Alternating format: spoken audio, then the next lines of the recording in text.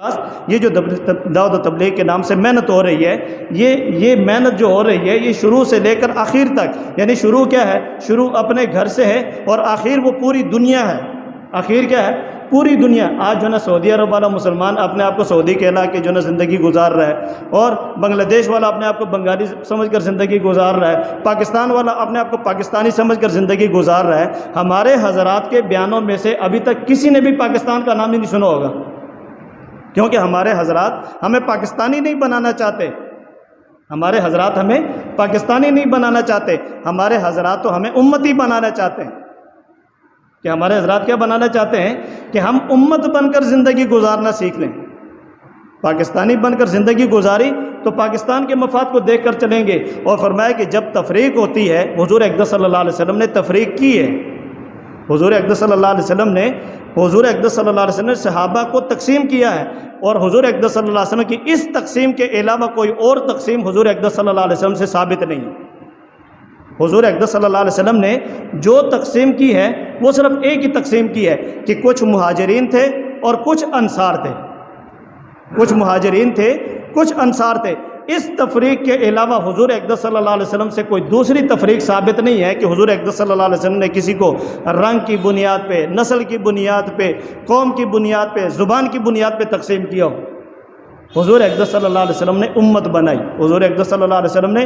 اور یہ جو تقسیم ہے، یہ جو تقسیم حضور اقدس صلی اللہ علیہ وسلم نے امت کے اندر جو کی ہے، فرمایا کہ یہ بنیاد بنی ساری امت کی اجتماعیت کی، کہ ہجرت کرنے والوں نے ہجرت کی اور نصرت کرنے والوں نے نصرت کی، تو پھر اللہ جل شانہ نے دونوں کے میل سے آپس میں جو نا بھائی چارے کی ایک جو نا ایسی فضا قائم کر دی تھی کہ نصرت کرنے والوں نے نصرت کا حق ادا کیا، ہجرت کرنے والوں نے ہجرت کا حق ادا کیا، کہ ہجرت کرنے والے جب آ رہے تو ہجرت کرنے نہیں دی جا رہی کہ تم اگر میرے مال کی وجہ سے مجھے ہجرت نہیں کرنے دیتے تو میرا مال تمہیں مبارک ہو، میرا مال تمہیں مبارک، تم میرا مال سنبھال لو، میں تو ہجرت کرنے کے لیے جا رہا ہوں، کیونکہ اللہ کا حکم ہے کہ ہجرت کرنا کیا ہے؟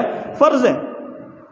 تو جب ہجرت کا حکم چلا تو صحابہ کرام رضوان اللہ تعالی علیہ مجمعین سب کچھ کو چھوڑ کے ہجرت کرنے کے لیے چلے گئے، اور جب نصرت کی باری آئی تو نصرت کا حق بھی جو ہے صحابہ نے، انصار صحابہ نے اس کا حق ادا کیا کہ ایک صحابی کی 2 بیویاں ہیں، ایک صحابی کی 2 بیویاں، اور وہ دوسرے کو کہتا ہے کہ تم کو جو بھی پسند ہو، اس وقت تو چونکہ پردے کے احکامات تو آئے نہیں تھے، کہ تم کو جو بھی پسند ہو اس کے اوپر ہاتھ رکھو اور میں اس کو طلاق دوں گا، اور طلاق دینے کے بعد جو شرعی طریقہ ہے تم اس کے ساتھ اس کو نکاح کر لو۔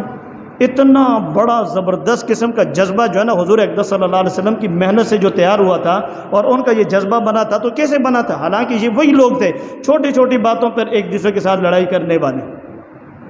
حضور اقدس صلی اللہ علیہ وسلم سے پہلے فرمایا کہ صحابہ تو بعد میں بنے، ان سے پہلے جو زمانہ جاہلیت کے اندر ان کی زندگی تھی، اس زندگی کو آدمی جب دیکھتا ہے تو وہ تو بالکل حیوانی زندگی لگتی ہے۔ مولانا خورشید صاحب ایک دفعہ یمن کا سفر تھا، تو وہاں سے جب واپس آئے تو واپس آ کر پھر انہوں نے کارگزاری سنائی کہ ہم ویسے بیان بھی کرتے رہے، بیان کرتے رہتے ہیں، لیکن جو ہے نا بعض چیزیں بیانوں سے سمجھ نہیں آتی کہ جب تک انسان خود نہ دیکھ لے۔ تو کہنے لگے کہ ایک کا اونٹ دوسرے کے اونٹ سے پہلے پانی پی لیتا تو اس پہ جو ہے نا لڑائیاں شروع ہو جاتی۔ اب ہم نے بات کر دی، لیکن ہمیں سمجھ نہیں کہ بھئی ایک اونٹ دوسرے کے اونٹ سے پہلے کیسے پانی پیے گا۔ تو انہوں نے کہا کہ وہاں ان عربوں کے ان قبیلوں کے اندر جا کر ہمیں بات سمجھ آئی کہ پانی کے جوہر ہیں، تالاب ہیں، اب اس جوہر کے اس طرف بھی ایک قبیلہ آباد ہے اور اس طرف بھی آباد ہے۔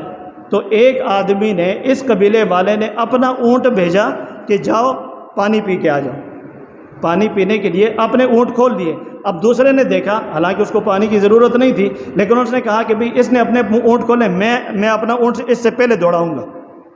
اب وہ اس سے پہلے دوڑایا، اب وہ دوڑتے اس نے دیکھا کہ بھئی اس نے بھی اپنے اونٹ کھول دیے، اس نے اپنے اونٹ اور تیز کر دیے، ادھر سے دوڑ رہے ادھر سے دوڑ رہے، کرتے جس کا اونٹ پہلے پہنچ گیا ادھر سے تیروں کی بارش شروع ہو جاتی۔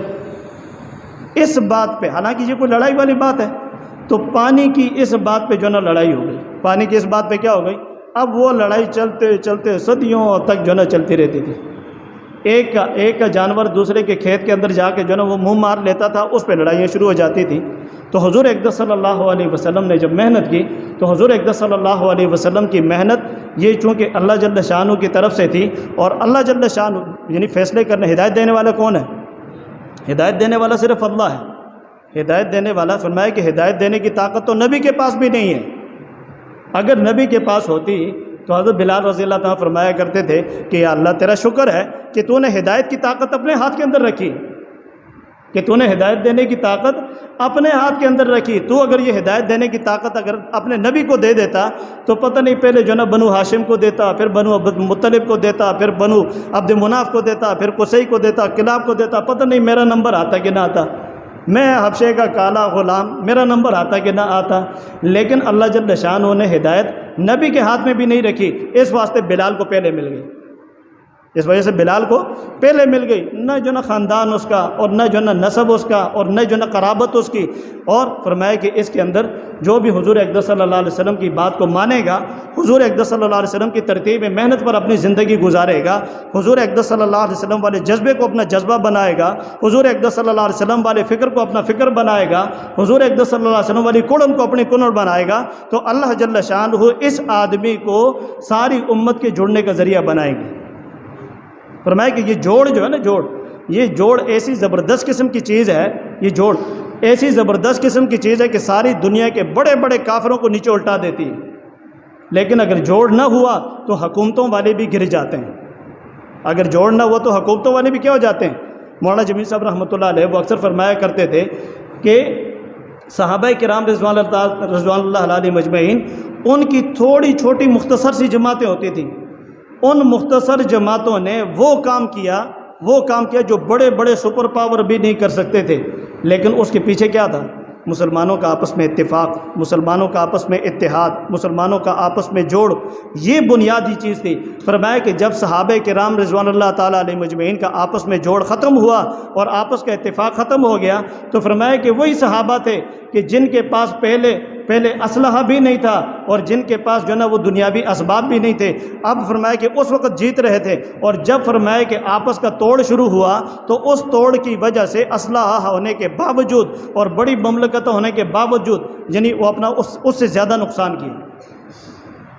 یعنی کافروں کے ساتھ حضور اقدس صلی اللہ علیہ وسلم کے جو صحابہ تھے اور ان کی حضور اقدس صلی اللہ علیہ وسلم کی معیت کے اندر جو کافروں کے ساتھ لڑائیاں ہوئی ہیں، تو علماء فرماتے ہیں کہ اس کے اندر 3,000 شہادتیں ملتی ہیں۔ اس کے اندر کتنی شہادتیں ملتی ہیں؟ 3,000 ٹوٹل جو ہے نا 30,000 ٹوٹل شہادتیں ملتی ہیں۔ اور اگر جو ہے نا حضور اقدس صلی اللہ علیہ وسلم کے بعد کے زمانے کو بھی اگر لے لیا جائے تو اس میں 50 تک پہنچ جاتی ہیں۔ لیکن فرمایا کہ جب مسلمان آپس میں لڑے تو ایک جنگ کے اندر 1,00,000 پہ تلواریں چلیں، یعنی اتنے کافروں نے قتل نہیں کیے جتنے مسلمانوں نے مسلمانوں کا قتل عام کیا۔ تو آپس کا فرمایا کہ حضور اقدس صلی اللہ علیہ وسلم والی جو مبارک محنت ہے، یہ جو اللہ کے راستے میں نکالا جاتا ہے روزے کے لیے، چلے کے لیے، 4 مہینے کے لیے، یہ صرف یہ نا یہ ایاک نعبد و ایاک نستعین اور الحمدللہ رب العالمین و تحیات، یہ تو فرمایا کہ یہ تو وہ چیزیں ہیں جو بچہ قاری صاحب سے جو نا وہ بالغ ہونے سے پہلے سیکھتا ہے۔ یہ تو ہماری ایک بدقسمتی سمجھ لیں کہ ہماری ایک نسل ایسی گزری ہے کہ جن بیچاروں کو جو نا دین کا پتہ ہی نہیں تھا۔ یہ سندھ پنجاب کے اندر ہم جاتے ہیں، اب بھی ایسے حالات بنے ہوئے ہیں، بیچاروں کو کلمہ نہیں آتا۔ ہمارے یہاں کا الحمدللہ حالات تو پھر بھی ٹھیک، لیکن ان علاقوں کے اندر اب بھی یہ صورتحال پڑی ہوئی ہے کہ کلمہ بیچاروں کو نہیں آتا، سورہ فاتحہ ان کو نہیں آتی۔ تو یہ تو ایسی چیزیں یہ تبلیغ میں نکل کر سیکھنے کی نہیں ہیں، یہ تو مدرسہ بھی نہیں، یہ تو ماں کی گود میں سیکھنے کی چیزیں ہیں۔ یہ چیزیں مولانا یوسف رحمۃ اللہ علیہ فرمایا کرتے تھے کہ آج تبلیغ کے اندر جو کچھ ہو رہا ہے یہ تو تبلیغ کا الف با تا بھی نہیں ہے، یہ تو تبلیغ کا الف با تا بھی نہیں ہے۔ تبلیغ کا الف با تا تو یہ ہے کہ مسلمان جڑنے شروع ہو جائیں، مسلمانوں کا جذبہ جو ہے نا وہ ایک دوسرے کو دینے والا بن جائے، مسلمانوں کا جذبہ ایک دوسرے کے ساتھ محبت والا بن جائے، مسلمانوں کا جذبہ آپس میں بھائی چارے والا بن جائے اور ایک دوسرے کی نفرتیں دلوں سے ختم ہو جائیں۔ حضور اقدس صلی اللہ علیہ وسلم والی اس مبارک محنت کی وجہ سے اللہ جل شانہ نے مسلمانوں یعنی وہ جو کافر تھے ان کے دل بھی مسلمانوں کے ساتھ جوڑ دیے، تب انہوں نے اسلام قبول کیا۔ تب انہوں نے کیا کیا تھا؟ اسلام انہوں نے اس واسطے قبول کیا۔ اپنا ایک آدمی مذہب جو تبدیل کرتا ہے، کیوں کرتا ہے؟ یہ بالکل آخری چوٹی کی چیز ہوتی ہے کہ مذہب کے لیے انسان اپنی جان بھی قربان کر دیتا ہے، مذہب کے لیے انسان اپنی جان بھی قربان کر دیتا ہے۔ لیکن یہ لوگ اپنا مذہب جو تبدیل کر رہے ہیں، کیوں تبدیل کر رہے تھے؟ اس لیے کہ بھئی ان کے دل کے اندر اسلام کی محبت آ گئی تھی، ان کے اندر کیا تھا؟ اسلام کی محبت گھر کر چکی تھی، جس کی وجہ سے اب اسلام کیا ہے، جیسے میں نے شروع میں بات کی کہ وہ اسلام نماز تو مسلمان جو ہے نا وہ تو مسجد میں آگے پڑھتا ہے، مسلمان نماز کہاں پڑھتا ہے؟ مسجد کے اندر، غیر مسلم ادھر آتا ہی نہیں۔ پھر اس کا حج کہاں پہ ہوتا ہے؟ بیت اللہ کے اندر۔ اس کا روزہ وہ دوسرے مسلمان، اس کی بیوی کو بھی نہیں پتہ اس کا روزہ ہے کہ نہیں ہے، جو سب سے زیادہ قربت رکھتی ہے اس کو بھی نہیں پتہ۔ تو روزہ، حج، زکوٰۃ، جو کچھ بھی ہے یہ سارے کے سارے جو ہے نا مسلمان ایسی جگہ پہ کرتے ہیں جہاں پہ ان کو زندگی کو نہیں دیکھا جاتا۔ تو صحابہ کی وہ زندگی تھی کہ آپس کے بھائی چارہ، آپس کی محبت، آپس کی اجتماعیت، جس کی وجہ سے غیر مسلم متاثر ہو کر ان کے اسلام کو قبول کرتے تھے۔ لیکن آج اللہ معاف فرمائے کہ وہ بنیاد کیا تھی؟ علماء کرام فرماتے ہیں کہ آخر ان بنیادوں کو تلاش کیا جائے کہ جن کی وجہ سے صحابہ کرام رضوان اللہ تعالی مجمعین اپنی اس گندی زندگی کو چھوڑ کر ایسی پیار، محبت اور اطمینان والی زندگی پر آئے تھے۔ تو اس کے اندر بنیاد جو ملتی ہے وہ ملتی ہے کہ بھئی حضور اقدس صلی اللہ علیہ وسلم نے جو سب سے پہلی محنت کر کے ایمان کی جو محنت کی تھی، اس کے اندر فرمایا کہ 3 چیزیں تھیں۔ ایمان کی جو پہلے محنت تھی اس کے اندر کتنی چیزیں تھیں؟ کہ ایک تو اللہ سے ہوتا ہے، اللہ کے غیر سے نہیں ہوتا، لا الہ الا اللہ، کہ دلوں کے اندر اللہ جل شانہ کے غیر کا تاثر نکل جائے۔ اور دوسرا کہ آدمی جو پھلتا پھولتا ہے وہ مال سے نہیں، دنیا کے اسباب سے نہیں پھلتا پھولتا، بلکہ اعمال سے پھلتا ہے۔ اعمال بتائے، ہر ایک آدمی مقروض ہے، تو مقروض کے لیے وہ کیا کرے؟ میرے اوپر قرضہ زیادہ ہو گیا، تو اس کا ایک طریقہ تو یہ ہے کہ بھئی جاؤ ڈاکہ ڈال کے آؤ۔ ایک طریقہ ڈاکے کا ہے، تو ڈاکے والا طریقہ بھی ہے، جاؤ ڈاکہ ڈال کے آؤ، ₹1,00,000 کا قرضہ ہے، ₹1,00,000 کا ڈاکہ مارا اور اپنا قرضہ ادا کر دیا۔ لیکن یہ طریقہ کیا ہے؟ صحیح ہے غلط ہے؟ یہ غلط ہے۔ حضور اقدس صلی اللہ علیہ وسلم نے عمل بتایا کہ جاؤ یہ عمل کر کے اپنا قرضہ ادا کرو۔ اور تیسری جو محنت تھی وہ یہ کہ بھی ہم نے اپنا بدلہ وہ آخرت کے اندر لینا ہے، دنیا کے اندر نہیں لینا۔ کہ یہ جو دنیا کی محبت ہے کہ حب الدنیا راس کل خطیۃ، یہ دنیا کی محبت ہر برائی کی جڑ ہے۔ آج بھی ہم اپنے معاملات کے اندر دیکھ لیں، فرمایا کہ یہ دنیا ہی ہے جو آج مسلمان کو دشمن بنا رہی ہے۔ بھائی کا دشمن بنا ہوا ہے، کیوں؟ اس دنیا کی محبت کی وجہ سے۔ رشتہ داریوں کے اندر جو ہے نا آپس میں توڑ کیوں بنا ہوا ہے؟ دنیا کی محبت کی وجہ سے۔ باپ بیٹے کا آپس میں تعلق کیوں خراب پڑا ہوا ہے؟ آپس کے تعلق کی خرابی کی وجہ وہ بیچ میں دنیا ہی ملے گی۔ تو حضور اقدس صلی اللہ علیہ وسلم نے فرمایا کہ حب الدنیا راس کل خطیۃ، کہ ہر برائی کی جڑ وہ یہ دنیا کی محبت ہے۔ تو حضور اقدس صلی اللہ علیہ وسلم نے یہ دنیا کی محبت دل سے نکالی کہ ہم نے تو آخرت میں لینا ہے۔ صحابہ کرام رضوان اللہ تعالی مجمعین آپس کے معاملات میں ہو جاتا جی، یعنی ہم تو صرف ایسی چیزوں کو بیان کرتے ہیں یا سنتے ہیں کہ جو اچھی میٹھا میٹھا حلوہ، وہ حلوے والی باتیں سنتے ہیں۔ اندر جو صحابہ کرام رضوان اللہ تعالی مجمعین کے آپس کے قسم کے جو حالات ہوئے، یہ چونکہ جو نا حضور اقدس صلی اللہ علیہ وسلم کے زندگی کے اندر اور صحابہ کی زندگی کے اندر جتنے بھی حالات اس قسم کے ہوئے، یہ قیامت تک آنے والے انسانوں کی رہبری کریں گے کہ ان کے اندر بھی اس قسم کی آپس میں لڑائیاں بھی ہوئیں اور آپس کی جو ہے نا وہ مشورے کے اندر ان کے کیا کہتے ہیں رائے کا اختلاف بھی پیدا ہوا ہے، لیکن اس کے باوجود ان کا آپس کا جوڑ خراب نہیں ہوا۔ وہ حضور اقدس صلی اللہ علیہ وسلم کی یہ محنت تھی۔ حضور اقدس صلی اللہ علیہ وسلم کی اس محنت کی وجہ سے اللہ نے لوگوں کے دلوں کو کیا کر دیا تھا؟ جوڑ دیا تھا۔ اور یہی اللہ پاک قرآن کے اندر فرماتے ہیں کہ لو انفقت ما فی الارض، کہ اے نبی جی آپ اگر زمین کے اندر جو کچھ بھی ہے، جتنا سونا، جتنا چاندی، ایٹم، راکٹ، سب کچھ اگر آپ لگا دیتے تو آپ ان کے دلوں کو نہیں جوڑ سکتے تھے۔ دلوں کا جوڑنا جو کوئی معمولی بات تو نہیں ہے۔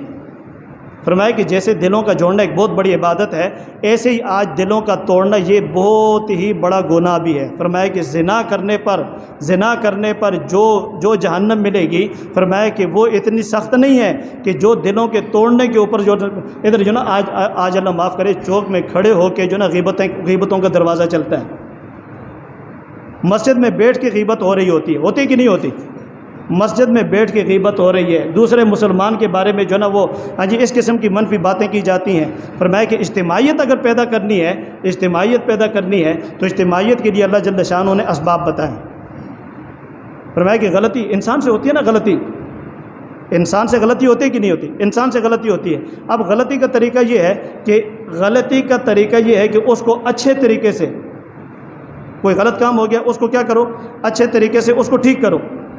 اب غلطی سے جب جو نا ٹھیک کرنے کی کوشش کریں گے تو پھر وہ کیا ہوگا؟ وہ اور زیادہ غلطی پہ غلطی اور غلطی پر اور غلطی، یہ کام اور زیادہ خراب ہوتا چلا جائے گا۔ کسی بھی معاملے کے اندر آپ دیکھ لو، تو ہم یہ نیت کر رہے ہیں، ہم یہ جتنے بیٹھے ہوئے ہیں کہ ہم انشاءاللہ ہمارا ہاتھ پہنچے، نیکی کریں گے، غلطی نہیں کریں گے، گناہ کا کام نہیں کریں گے، گناہ کا کام ہاں ہم اپنی زبان سے کہتے ہیں اللہ جل ایسا کولا مند نہ کرالا، اللہ پاک ایسا کولا مند نہ کرالا۔ ہر آدمی یہ نیت کرے، فرمایا کہ جب یہ نیت کریں گے اللہ جل شانہ کی مدد اور نصرت اترے گی، اللہ جل شانہ کی کیا ہوگی؟ مدد اور نصرت ہوگی، دلوں کے اندر محبتیں پیدا ہوں گی۔ اور فرمایا کہ اب جو نا معاملات، چونکہ یہ بھی ہماری ضرورت ہے، معاملات کو ٹھیک کرنا یہ بھی ہماری ضرورت ہے، اس کے لیے اللہ جل شانہ نے ہمیں طریقہ بتایا۔ وہ طریقہ کیا ہے؟ چار چیزیں وہ چار چیزیں کیا ہیں کہ اللہ جل شانہ نے سب سے پہلی جو چیز اپنے نبی کو بتائی کہ فَبِمَا رَحْمَةٍ مِّنَ اللَّهِ لِنْتَ لَهُمْ، کہ اللہ جل شانہ کی خصوصی مہربانی ہوئی ہے کہ آپ کو اللہ پاک نے نرم طبیعت دی ہے۔ جہاں پہ سختی ہوگی وہاں پہ کیا ہو جائے گا؟ وہاں پہ کام گڑبڑ۔ جہاں پہ نرمی ہوگی تو نرمی والی جگہ میں کیا ہو جائے گا؟ کام بنتا چلا جائے گا۔ فَبِمَا رَحْمَةٍ مِّنَ اللَّهِ لِنْتَ لَهُمْ، اے نبی جی یہ اللہ کی ایک خاص مہربانی ہے آپ کے اوپر کہ آپ کو اللہ جل شانہ نے نرم طبیعت دی، نرم طبیعت۔ وَلَوْ كُنْتَ فَظًّا غَلِيظَ الْقَلْبِ لَانفَضُّوا مِنْ حَوْلِكَ، اگر آپ منہ پھٹ ہوتے اور سخت دل والے ہوتے تو یہ جو صحابہ، ایک صحابی وہ حضور اقدس صلی اللہ علیہ وسلم تھوک رہے اور وہ صحابی جو نا تھوک کو چاٹ کے اپنے بدن کے اوپر مر رہے، حضور اقدس صلی اللہ علیہ وسلم نے پیشاب اپنا پاخانہ ایک جگہ جو نا کیا اور وہ فرمایا کہ جب جو نا وہ خون جو نا نکالا اور خون نکال کے دیا کہ جاؤ اس کو پھینک کے آ جاؤ، اور وہ صحابی پی کے آ گئے، وہ صحابی پی کے آ گئے۔ حضور نے پوچھا دفنا دیا؟ ہاں دفنا دیا۔ کہاں دفنا ہے؟ کہا جی وہ سمجھ گئے، حضور اقدس صلی اللہ علیہ وسلم کو بتا دیا گیا تھا کہ بھی جو نا یہ پی کے آ گیا۔ حضور اقدس صلی اللہ علیہ وسلم نے فرمایا کہ جس کے خون میں میرا خون شامل ہو جائے جہنم اس کو نہیں کھائے گی۔ تو فرمایا کہ اتنی محبت کرنے والے جو صحابہ بنے تھے وہ کیوں بنے تھے؟ یہ حضور کی نرمی کی وجہ سے بنے تھے، حضور کی نرمی کی وجہ سے۔ فَبِمَا رَحْمَةٍ مِّنَ اللَّهِ لِنْتَ لَهُمْ وَإِن كُنْتَ فَظًّا غَلِيظَ الْقَلْبِ لَانفَضُّوا مِنْ حَوْلِكَ، تو یہ سارے جو جان نثار صحابہ ہیں اگر آپ ان کے ساتھ سختی والا معاملہ کرتے تو یہ سارے یہ آپ سید الانبیاء ہونے کے باوجود ایک صحابی بھی آپ کے قریب نظر نہ آتا، یہ ایک صحابی بھی آپ کے قریب نظر۔ آج افتراق کی بنیادی وجہ یہ ہے، افتراق کی بنیادی وجہ ہر کوئی جو ہے نا وہ زان و زانی میں لگا ہوا ہے، نہیں پیار محبت ہو آپس میں۔ اب جو ہے نا وہ چار اسباب جن کو میں بیان کرنے لگا ہوں، ہر آدمی اپنے گھر کے اندر اگر اپنے گھر کے معاملے کو ٹھیک کرنا چاہتا ہے تو یہ چار کام کرے، اپنے ملک کے حالات کو ٹھیک کرنا چاہتا ہے وہ یہ چار کام کرے۔ یہ میں نہیں بتا رہا، اللہ کا قرآن بتا رہا ہے۔ وہ قرآن کیا ہے؟ وہ قرآن اللہ جل شانہ کا یہ ہے کہ فاعف عنہم، کہ انسان ہے غلطی ہو جاتی ہے، فاعف عنہم، آپ ان کی غلطی کو درگزر کریں، آپ ان کی غلطی کو کیا کریں؟ دل سے معاف کر دیں۔ واستغفر لہم، اب ان کے لیے دعائیں کرنا شروع کر دیں۔